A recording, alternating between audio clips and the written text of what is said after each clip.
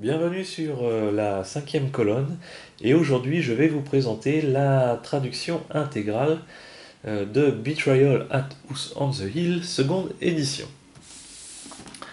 Un jeu de Bruce Glasgow pour 12 ans et plus, de 3 à 6 joueurs pour une durée de partie d'environ 1 heure, édité chez Avalon Hill Games, donc intégralement en anglais. Donc je vais vous faire un petit open the box pour voir le matériel de jeu et puis on parlera de la traduction et après je ferai une toute petite vidéo pour vous montrer, pour vous dire de quoi parle, à quoi ressemble Betrayal at House on the Hill, mais très brièvement, sans rentrer vraiment dans les règles. Le matériel de jeu, eh bien, qu'est-ce qu'on va donc retrouver dans cette boîte ? On y retrouvera donc un livret de règles d'une 23 pages, deux livrets quasi identiques puisqu'on a un livret qui concernera les héros, donc les secrets de survie, et puis un tome, le tome du traître, qui concernera le méchant puisqu'on va avoir deux camps séparés dans ce jeu, mais ça on y reviendra un peu plus tard dans l'explication. On va avoir tout un tas donc, de tokens, comme ceci. Des petits clips en plastique que voici, mais ça j'y reviendrai un petit peu plus tard. Des fiches de personnages en forme de pentagramme, recto, verso. 6 fiches de personnages donc 12 personnages jouables, des dés spéciaux, donc 8 dés spéciaux, puisqu'ils ont des faces blanches, donc de 0, de 1 ou de 2 uniquement.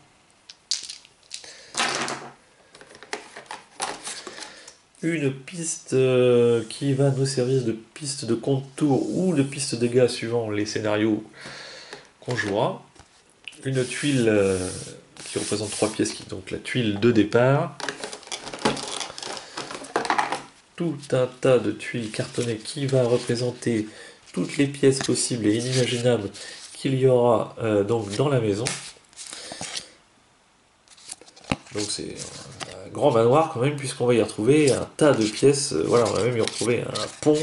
Voilà, il y aura vraiment des pièces spécifiques, un conduit à charbon, les quartiers des serviteurs. Enfin voilà, il y aura un tas de pièces spécifiques. Donc voilà, deux tas comme ça de tuiles.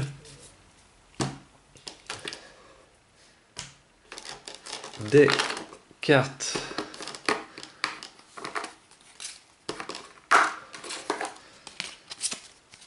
dans un format spécifique, puisqu'on a un format un format de tarot, carte de tarot, avec 3 decks différents, donc dans toutes ces cartes, un deck Omen, un deck Event, et puis un deck Item. Et on va retrouver donc, pour représenter les personnages, 6 figurines donc de persos pré-peintes. Donc là c'est pas moi qui les ai peintes, elles sont comme ça dans le jeu.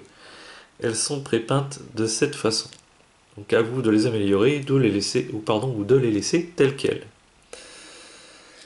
Voilà en ce qui concerne le matériel de jeu.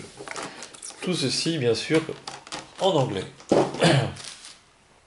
D'où mon intérêt pour ce jeu, puisque je vous ai intégralement traduit le jeu en français.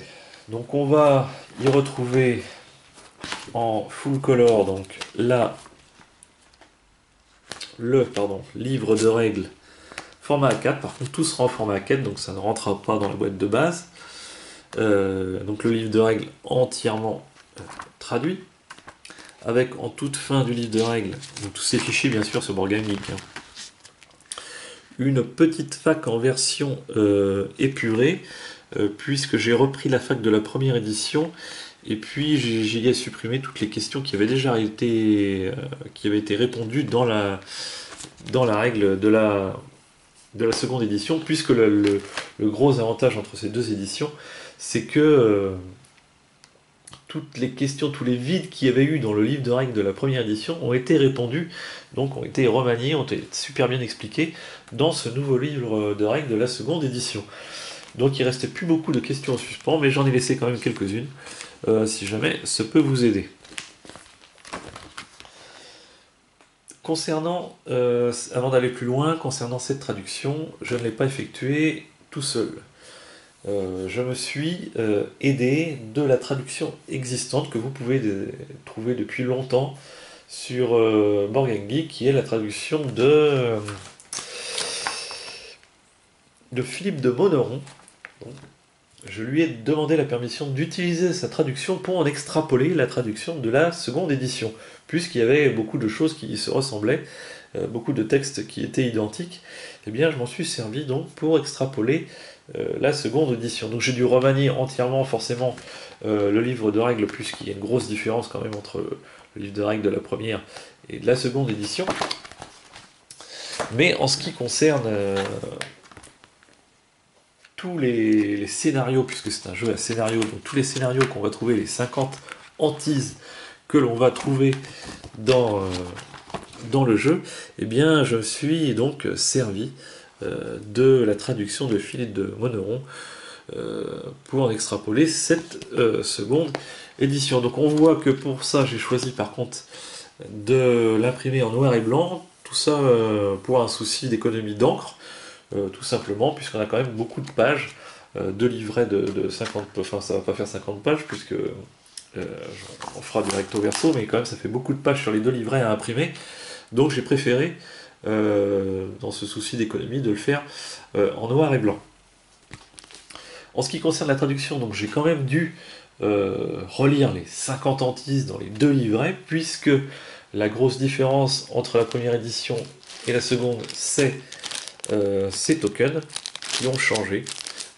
Dans la première édition, on avait des tokens qui étaient dédiés au nom des objets ou des monstres qu'on va rencontrer dans le jeu. Et là, ils ont fait des tokens tout simplement de couleurs différentes qui veulent représenter des choses, beaucoup de choses. Voilà, par exemple, ce token de tentacule, eh bien, ça ne sera pas toujours une tentacule, ça sera beaucoup d'autres choses suivant les scénarios. Donc, toutes les mises en place de scénarios de hantise ont été modifiées. Donc, j'ai dû tous les remanier. Il y avait eu des erreurs ou des imprécisions dans les scénarios de la première édition, donc, qui ont été résolus et remaniés dans les scénarios de la seconde édition. Il y a eu des scénarios supprimés entre les deux éditions pour être remplacés par la nouveauté de la seconde édition qui est le traître caché. Donc il y a une dizaine de scénarios qui ont changé. Donc tout cela, j'ai dû les retraduire moi-même. Mais la grosse partie du travail quand même, je l'ai copié sur la traduction, tout en la relisant bien sûr, pour voir s'il n'y a pas eu de changement entre les deux éditions, sur donc la traduction de Philippe de Monneron, que je remercie. Ne vous inquiétez pas, pour ceux qui connaissaient la première édition, cette traduction est vraiment la traduction de la deuxième édition. J'ai tout bien revérifié, les 50 hantises, pour que ce soit quasiment, j'espère, sans erreur, que vous puissiez jouer sans avoir de soucis. Donc, entièrement traduit, le tome du traître, bien sûr, et puis les secrets de la survie, entièrement traduit aussi en français. En ce qui concerne le trait du tome, vous y retrouverez en début de page, pour ceux qui connaissent, le tableau de hantise pour sélectionner la hantise qu'on va jouer, et puis une traduction des pièces, si jamais on a besoin d'expliquer aux joueurs à quelle pièce c'est, puisqu'il y a des fois des noms qu'on n'utilise pas souvent nous en français, en tout cas que moi je ne connaissais pas, donc c'est bien de savoir le nom qu'on va donner à la pièce. En ce qui concerne les cartes, c'est exactement la même chose. Je me suis servi de la traduction qui existait déjà sur Board Game Geek.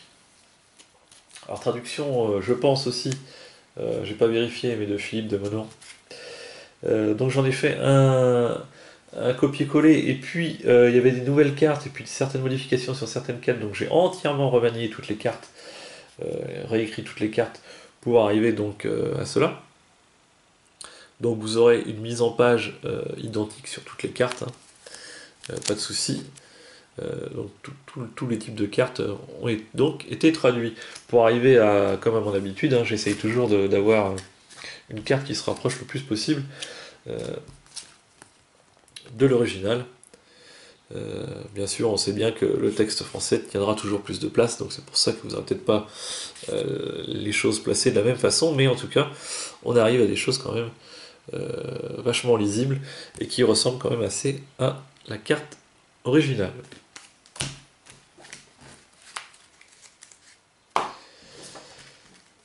Voilà en ce qui concerne la traduction. Je ne vais pas rentrer plus dans le détail, hein, ça ne vous intéressera pas. Voilà. Tout ce que vous avez à savoir, c'est que vous pourrez retrouver entièrement donc, cette traduction sur Board Game Geek, les cartes, les 2 livrets, le livre de règles. Tout ça pour que vous puissiez jouer sans aucun problème. Pour finir cette vidéo, je vais donc parler du matériel de jeu pour ceux que ça intéresse, pour ceux qui voudraient acheter le jeu. On est dans une qualité de matériel... on voit que le jeu est de 2010, puisque maintenant on fait des jeux quand même beaucoup plus beaux, avec du matériel beaucoup plus beau, enfin on en retrouve souvent maintenant beaucoup plus beau.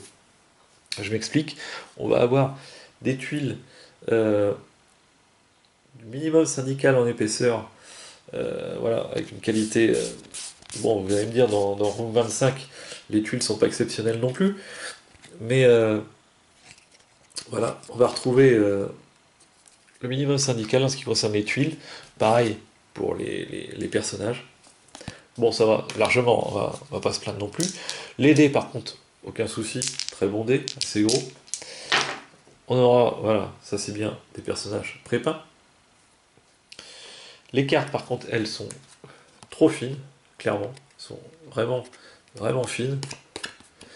Et c'est dommage parce qu'ils ont été, elles sont, je sais pas si on va le voir sur la caméra, mais voilà, elles sont tramées, donc au toucher, elles sont excellentes. Et c'est dommage qu'elles ne soient pas un peu plus épaisses.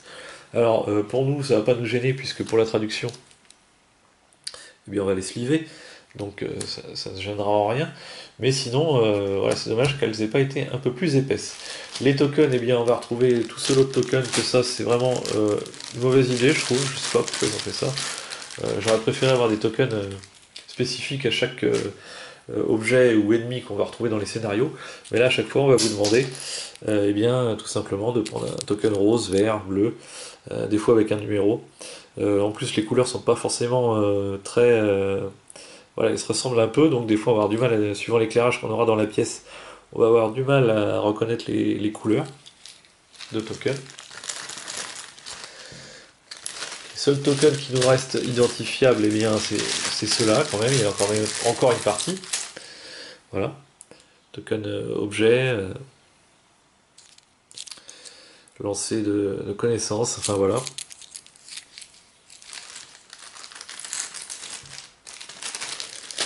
Et puis le gros défaut, on peut dire aussi du jeu, c'est ces petits clips en plastique.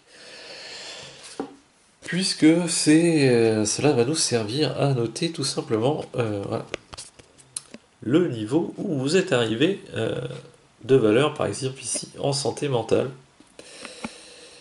Le gros souci de ces clips, alors c'est peut-être pas le cas de tous, c'est que suivant le pincement du clip, on va avoir des clips qui sont un peu larges et qui vont tomber tout seuls, qui vont se déplacer tout seuls pendant que vous allez bouger un petit peu votre fiche de personnage sur le plateau.